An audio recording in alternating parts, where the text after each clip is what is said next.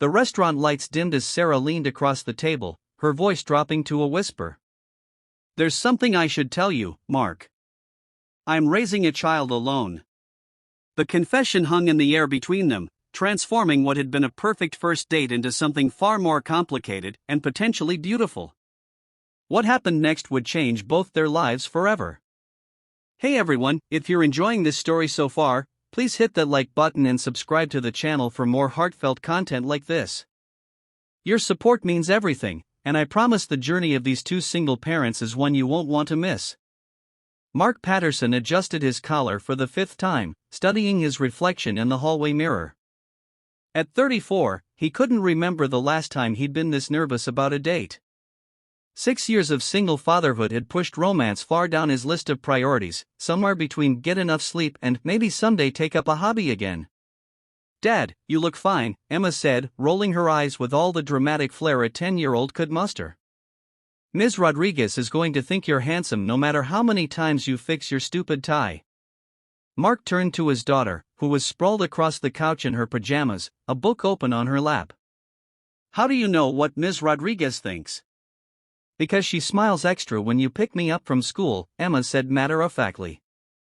"And she always fixes her hair when she sees you coming." Mark felt his cheeks warm. Sarah Rodriguez was Emma's 4th-grade teacher, and over parent-teacher conferences and school functions, they developed a friendship that had gradually evolved into something that felt like more. When he finally worked up the courage to ask her to dinner, her immediate yes had both thrilled and terrified him. "Grandma says you need to date more," Emma continued, turning a page in her book without looking up. "She says you're too young to be such a hermit." "Your grandmother has many opinions," Mark replied, checking his watch. His mother would arrive any minute to watch Emma for the evening. "And hermit is a strong word.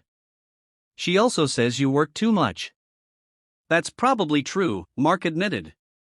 Since losing his wife to cancer when Emma was 4, he'd thrown himself into his architectural firm and fatherhood with equal intensity, leaving little room for anything else. The doorbell rang, and Emma jumped up. "That's Grandma. Go have fun, Dad. And don't talk about boring building stuff all night." Minutes later, after enduring his mother's knowing smiles and whispered encouragements, Mark was in his car heading toward the restaurant. The evening was crisp, stars visible above the city lights, and for the first time in years, he felt a flutter of anticipation that had nothing to do with work or parenting. Sarah was already seated when he arrived, wearing a simple blue dress that made her dark eyes seem even more striking. She stood to greet him, and the genuine warmth in her smile eased some of his nervousness.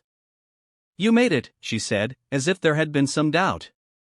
"I did," Mark replied, taking his seat across from her. "Though I had to pass a thorough inspection from both my daughter and my mother before I was allowed to leave the house." Sarah laughed, the sound light and musical. "And did you pass?" Emma said I look fine, which from a 10-year-old is high praise. "My mother suggested I should have gotten a haircut, but then again, she's been suggesting that since 1998. The conversation flowed easily after that. They ordered wine and appetizers, and Mark found himself talking more than he had in years. Sarah told him about growing up in a large family in Arizona, her decision to become a teacher, and her move to Chicago 5 years ago. He shared stories about Emma, his work designing sustainable buildings, and even, to his surprise, some memories of his late wife. Yeah. "She sounds like she was an amazing having so person," much fun. Sarah said softly when he mentioned how Julie had insisted they adopt a rescue dog despite living in a tiny apartment at the time. "She was," Mark agreed, feeling the familiar ache that came with these memories, but noticing it was gentler now, more bittersweet than painful. "Emma has her laugh. Sometimes I hear it and it's like stepping back in time." Sarah reached across the table and briefly touched his hand. "Thank you for telling me about her. I know that can't be easy." The main courses arrived, momentarily pausing their conversation. Mark realized he was enjoying himself more than he had in longer than he could remember. There was something about Sarah, her thoughtfulness, her quiet confidence, the way she listened as if every word mattered, that made him feel both at ease and exhilarated. They were halfway through their meals when Sarah set down her fork and took a sip of wine, her expression shifting subtly. "Mark, there's something I should tell you, she said, her voice dropping to a whisper. I'm raising a child alone. The confession hung in the air between them, transforming what had been a perfect first date into something far more complicated. Mark's fork paused midway to his mouth. You have a child? Sarah nodded, watching his reaction carefully. A son. Miguel. He's 6. I didn't know, Mark said, setting his fork down. In all their conversations at school, she had never mentioned being a mother. I keep my personal life separate from school, she explained. The administration knows, of course, but I don't discuss it with parents or students. It's just simpler that way. Mark nodded, understanding the desire for boundaries. Why are you telling me now? Sarah took a deep breath. Because I like you, Mark. More than I expected to. And if this, she gestured between them, is going to go anywhere, you should know what you're getting into. I'm a package deal. The restaurant continued to buzz around them, but Mark felt as if they were in their own private bubble. He thought about the past 6 years, the challenges of raising Emma alone, the nights he'd stayed up worrying if he was doing enough, being enough. What happened? He asked gently. If you don't mind me asking. Sarah's fingers traced the stem of her wine glass. Miguel's father and I were never married. When I told him I was pregnant, he made it clear he wasn't interested in being a father. He's never met Miguel, never wanted to.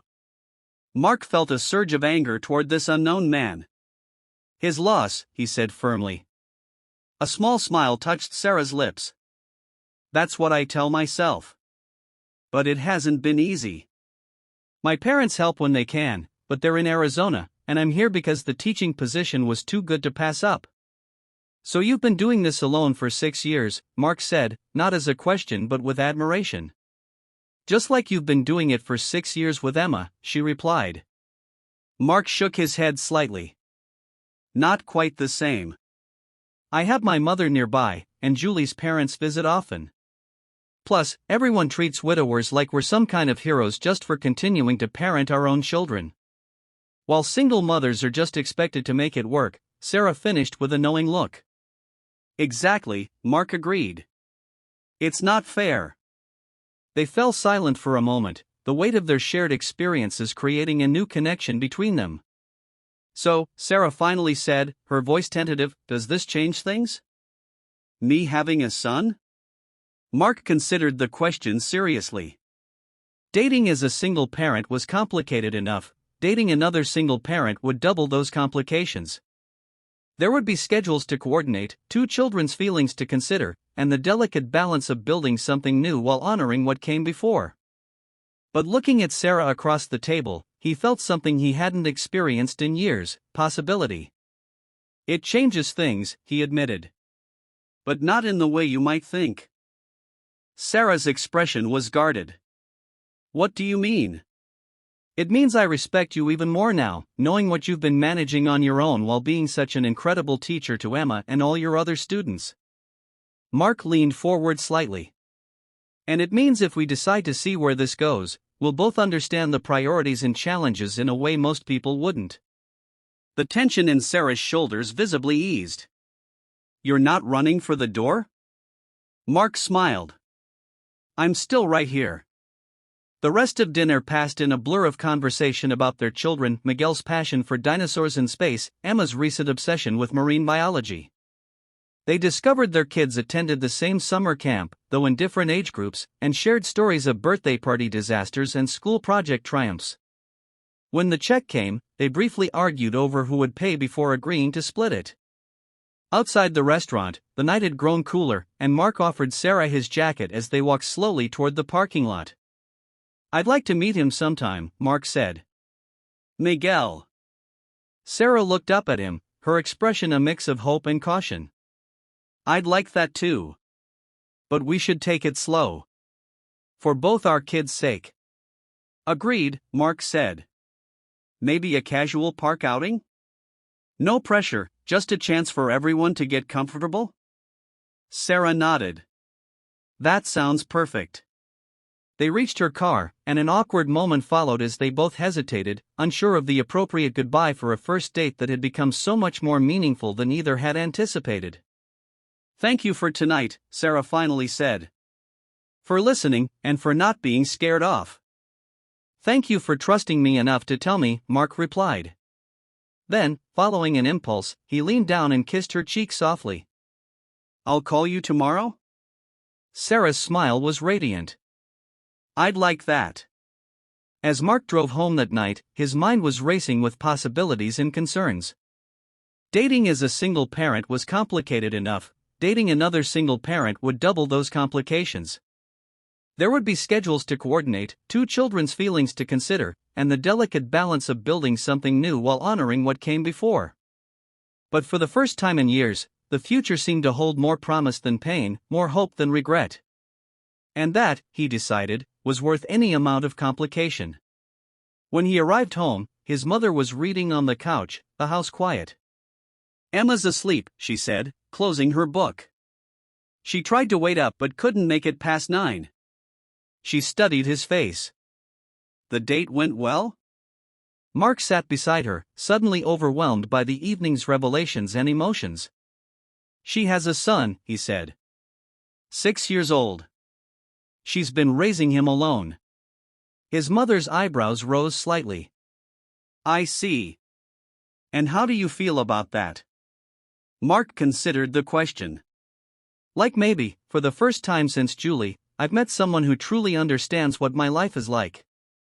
Someone who gets it, all of it, the joy and the exhaustion and the constant worry." His mother patted his hand. "That's rare, Mark. And valuable." "It's also complicated," he pointed out. "Life is complicated," she replied with the wisdom of her 70 years.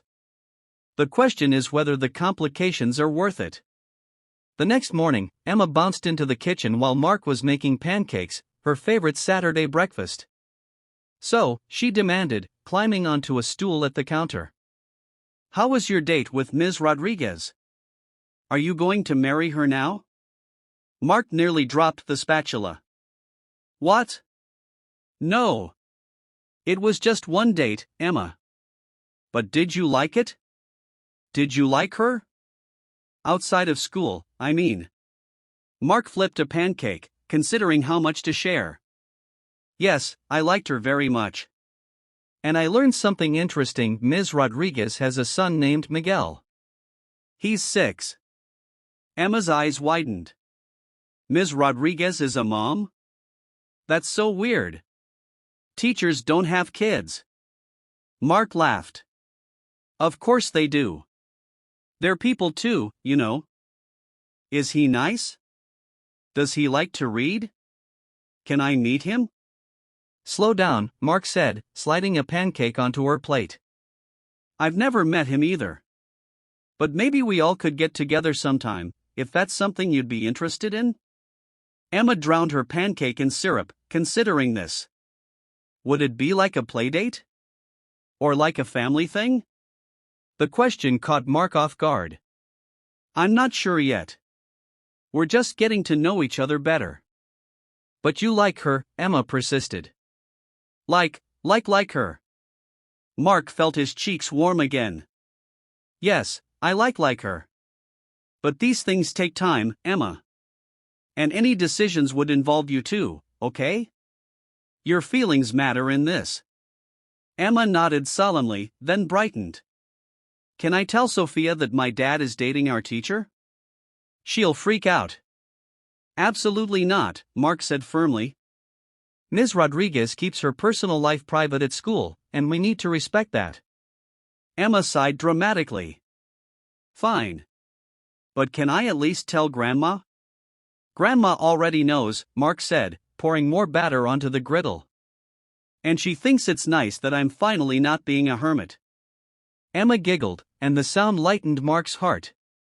He'd worried for so long about how Emma would react if he ever started dating again. Julie had been gone for 6 years, more than half of Emma's life, but he knew children could be complicated about their parents moving on. Later that day, after Emma had gone to her friend's house for a playdate, Mark called Sarah as promised. "Hi," she answered, sounding slightly breathless. Sorry, I was just chasing Miguel around the apartment. He's going through a phase where clothing is apparently optional. Mark laughed. I remember those days. Emma went through a period where she would only wear her Halloween costume, she was a jellyfish, for about 3 weeks straight. That's adorable, Sarah said. And probably less alarming to the neighbors than a naked child on the balcony. They talked easily for nearly an hour, about their kids, their week ahead, and finally, tentative plans for a Sunday afternoon at the lakefront park in 2 weeks' time. No pressure, Sarah emphasized. Just a casual outing. If the kids hit it off, great. If not, we'll figure it out. Agreed, Mark said. Emma's curious but a little confused about the whole situation. She informed me this morning that teachers don't have children. Sarah laughed. Miguel had the same revelation about teachers having lives outside school when he visited me at work once. He was genuinely shocked to see me talking to other adults like a normal person. After they hung up, Mark found himself smiling at nothing in particular. There was something so refreshing about Sarah's straightforward approach to life, her lack of pretense or game playing. And the fact that she understood the complexities of single parenthood firsthand meant he didn't have to explain or apologize for the limitations it sometimes placed on his time and energy. The 2 weeks before their planned outing passed quickly, filled with work deadlines for Mark and end-of-term preparations for Sarah. They texted regularly and managed one brief coffee date while both kids were in school, but mostly they were laying groundwork for what would be the real test, how their children would respond to each other and to the idea of their parents spending time together. The Sunday of their park outing dawned clear and mild, perfect weather for a lakefront picnic. Mark and Emma arrived first, setting up a blanket and unpacking the simple lunch he'd prepared. Do you think they'll like the cookies I made? Emma asked, arranging the chocolate chip cookies she'd insisted on baking the night before.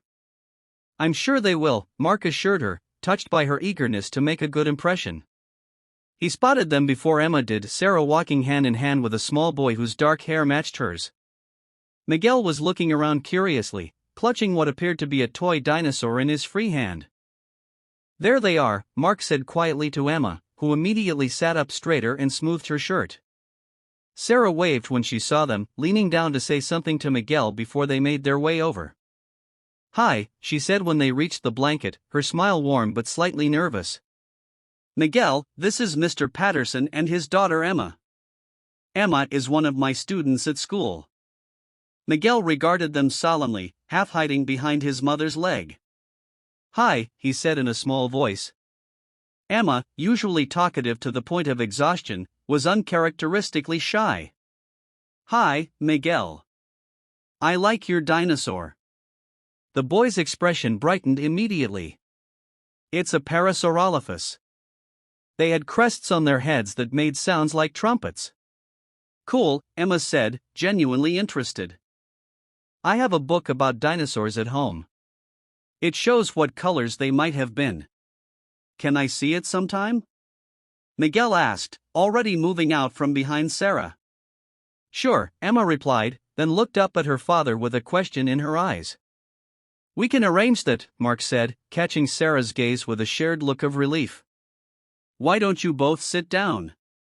We brought lunch to share.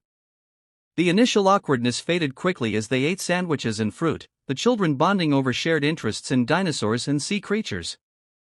Emma, taking her role as the older child seriously, offered to show Miguel how to make a proper paper airplane, and soon they were running across the grass, testing their creations. That's going better than I